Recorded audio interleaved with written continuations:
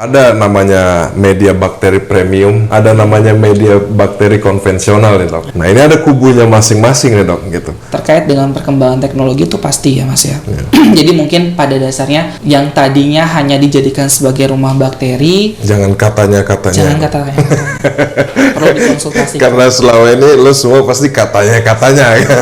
Halo bro, masih bersama gua Kenny di The Firanda Channel. Nah sekarang kita sudah sampai di part terakhir nih ngobrol sama Dr. Rifki. Sebelum kita lanjut nih ngobrol-ngobrolnya, jadi gue cuman mau bilang bahwa gue buat konten ini itu biar kita nih para penghobi bisa tahu dengan pasti mengenai dunia ikan predator ini gitu. Jadi nggak ada katanya-katanya lagi, nggak ada yang sok tahu, nggak ada yang tebak-tebakan.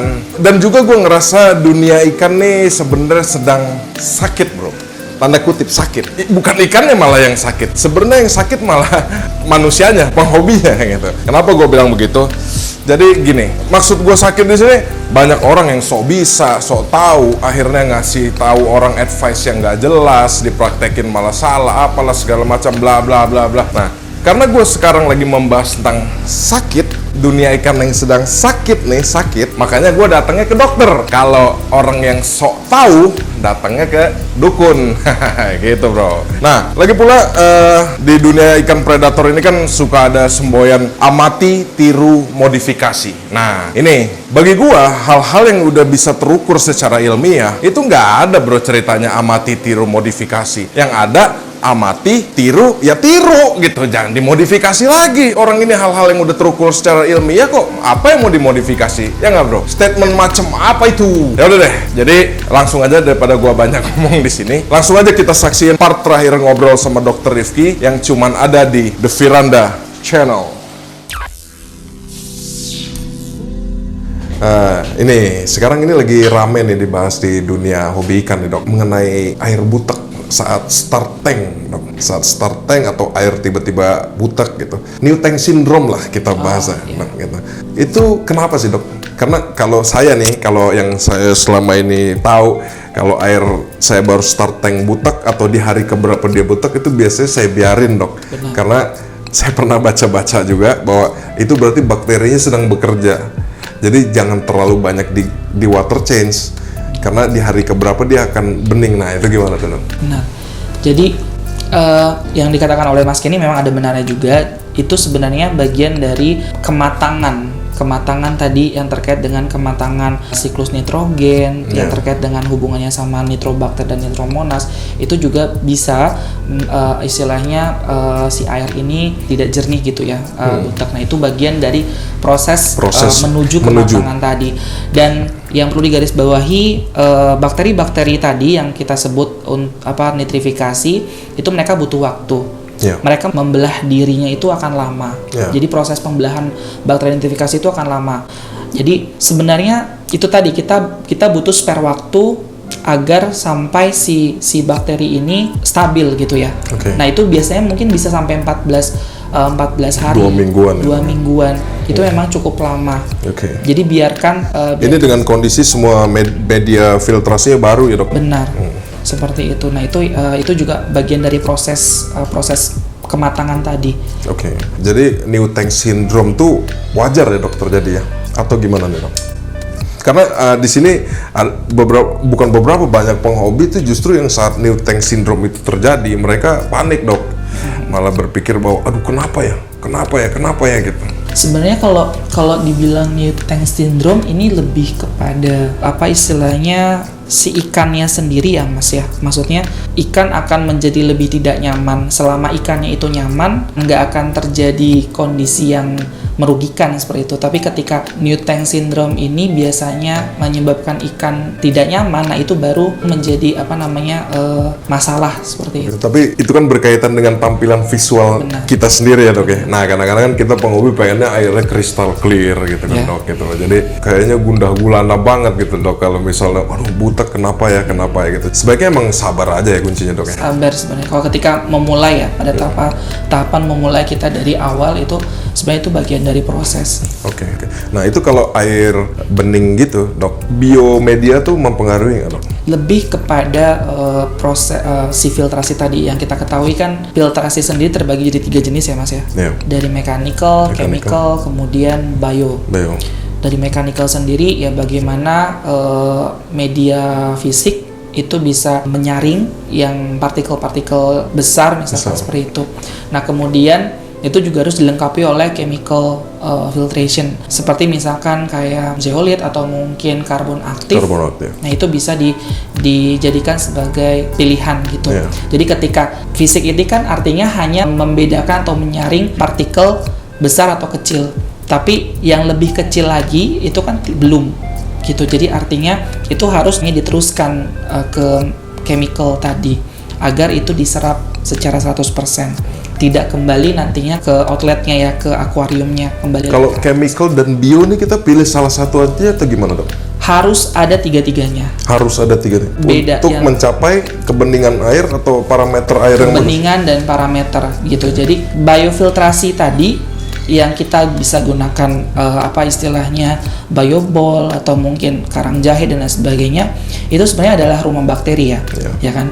Jadi ketika tugas chemical filtration sudah selesai, tapi di sini ada senyawa-senyawa seperti tadi amonia yang mungkin tidak bisa dan harus terakumulasi di dalam sistem tadi.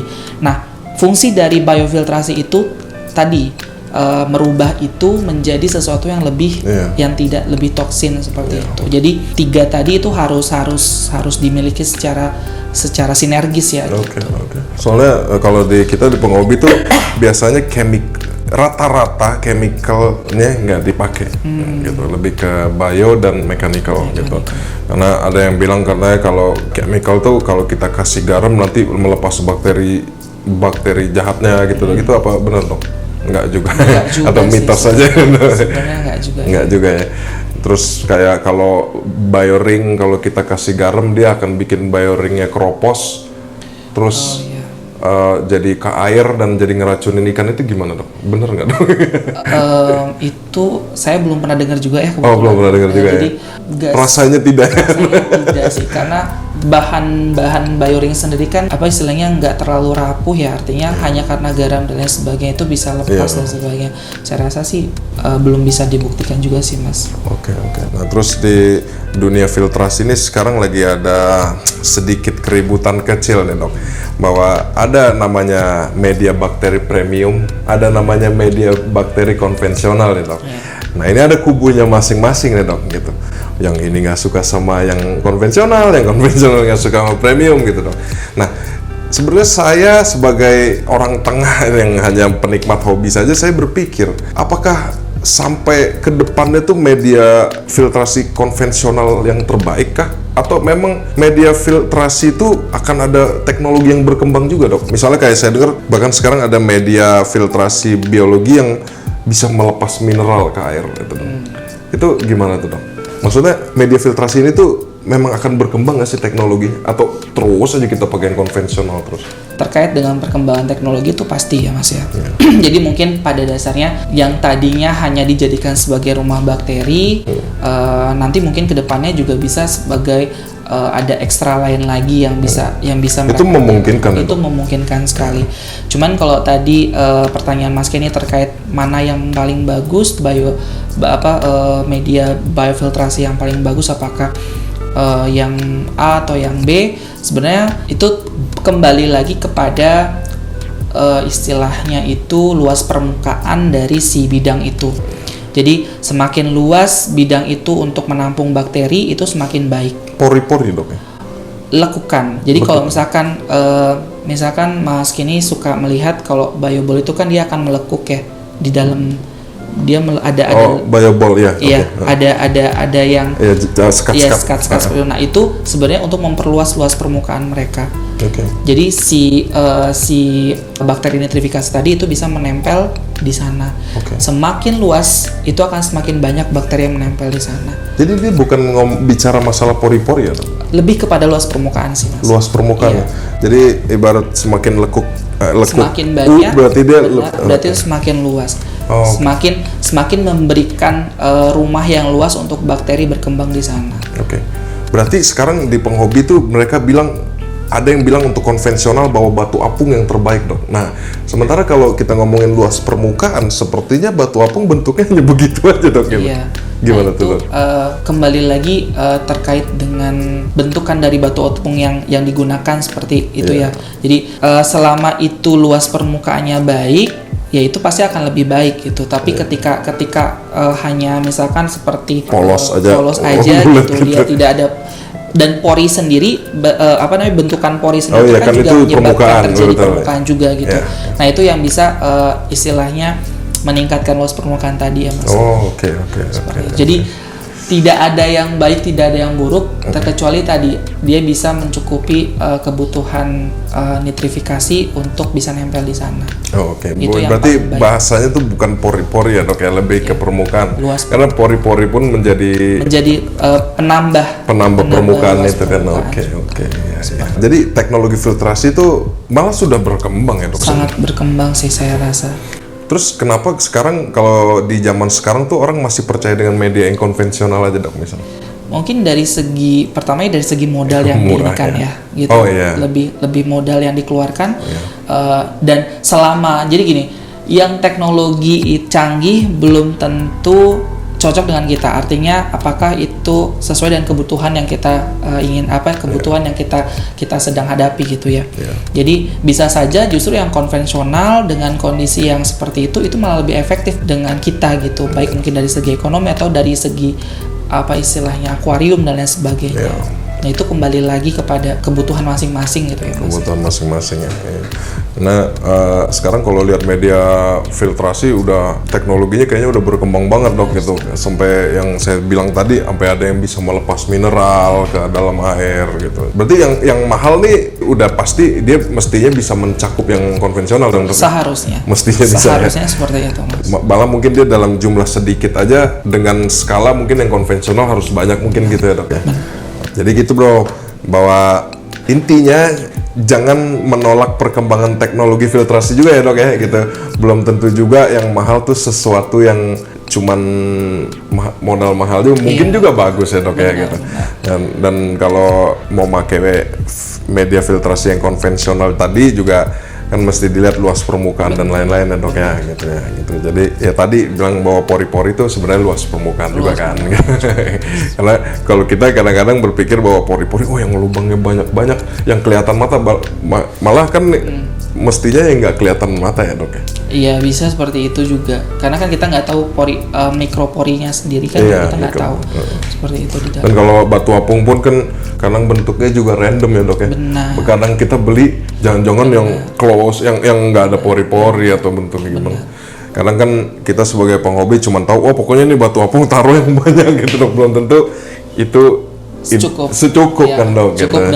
Cukup dengan tangki, cukup dengan kebutuhan betul. yang kita butuhkan. Sementara kalau yang udah bikinan pabrik mungkin sudah diperhitungkan ya. Pasti itu sudah diperhitungkan sih.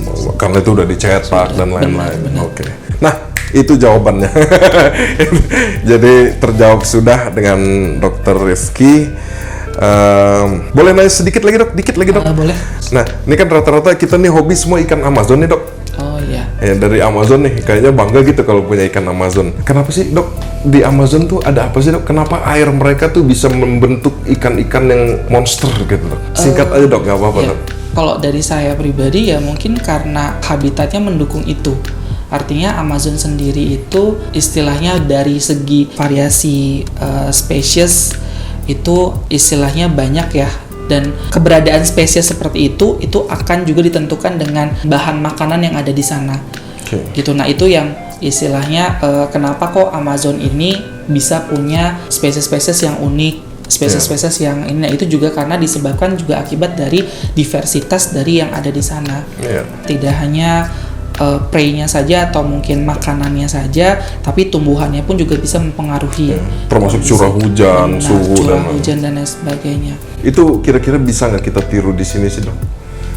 Kasarnya ekosistem Amazonnya kita bikin di dalam satu tank gitu loh. Mungkin nggak? Karena kalau kita tiru kan pasti paling dekorasinya aja. Cuman Iya. secara parameter, secara suhu gitu. Secara ini sih mungkin bisa ya Mas, tapi terkait dengan modal maintenance-nya sendiri juga pasti akan sangat. Karena itu juga semua terbentuk karena alam ya dok. Benar. Itu yang kita susah tiru ya. Mungkin Dokter Rifki apa tadi ada pesan mau disampaikan mungkin singkat? Oh iya, terkait dengan Obat ya tadi, masalah dok, ya? obat ya Iya. Mas ya. Antibiotik ini menjadi concern baik tidak hanya di kedokteran hewan tapi juga di manusia gitu. Penggunaan antibiotik itu harus dengan monitoring profesional di kesehatan. Artinya kita tidak boleh sembarangan untuk menggunakan antibiotik. Itu satu hal. Dan perlu ditanyakan terkait dengan dosis kepada orang yang memang punya pengetahuan di sana. Karena tidak hanya kalau mungkin kita melihatnya tidak terlalu berbahaya gitu ya. Tapi kalau misalkan seandainya seharusnya bakteri ini bisa mati dengan antibiotik A di ikan gitu ketika ikan kita sakit, tapi kalau misalkan si bakteri ini resisten artinya kebal sama antibiotik yang kita terus-menerus ngasih ke dia, malah nggak baik juga. akan merugikan kita sebagai para hobis untuk mengobati itu. Merugikan secara apa dok? Mungkin ya karena akan sulit ikannya itu diobati. Ya jadi effort ya. Jadi lebih ke effortnya lagi lebih waktu. parah. Terus kemudian ya kehilangan ikan akibat penggunaan antibiotik yang harusnya tadinya itu baik, mudah untuk disembuhkan, tapi ternyata sekarang sulit. Ya. Pesan saya tadi terkait dengan antibiotik ataupun jenis obat-obatan lain, Jangan katanya-katanya. jangan katanya. Perlu dikonsultasikan. Karena selama ini lo semua pasti katanya-katanya kan gitu. Ada lagi dok? Sudah. Oke dok, terima kasih banyak waktunya dok ya. Sama-sama, Mas. Jadi gitu aja ngobrol-ngobrol sama Dokter Rifki. Mudah-mudahan lain waktu kita punya kesempatan lagi ya dok. Mas. Soalnya ini kalau nggak dibatasin panjang banget bro kontennya. Gitu. Banyak kan pasti yang pengen ditanyain. Nanti boleh deh tulis di kolom komentar apa yang kalian mau tanya. Mungkin gue bisa bantu tanya secara langsung dok. Ada yang tanya ini nih dok gitu kali. Boleh. Ini kalau ada yang mau tanya-tanya langsung atau mungkin Dokter Rifki mau Instagramnya atau iya, apa? boleh. Mungkin kalau teman-teman yang mau sedikit berdiskusi itu bisa menghubungi saya di Instagram @rifki_rizkyantino. Oke, nanti boleh DM langsung dok ya teman-temannya kalian. Silakan, nanti kalau misalkan saya akan ada waktu untuk menjawab, saya akan jawab. Oke, tuh Dokter Rifki udah mau ngebantu kita nih sebagai penghobi yang isinya katanya-katanya ya dok ya. Sekarang kita nggak katanya-katanya lagi dok. Gitu. Oke, kita tutup aja kontennya. Terima kasih banyak Terima Dokter kasih, Rifki. sama-sama, Mas. Gitu, jadi semoga konten ini berguna buat kalian. Jadi kita tutup aja. Jangan lupa like, comment, and subscribe the Firanda channel. Your hobby is your pride.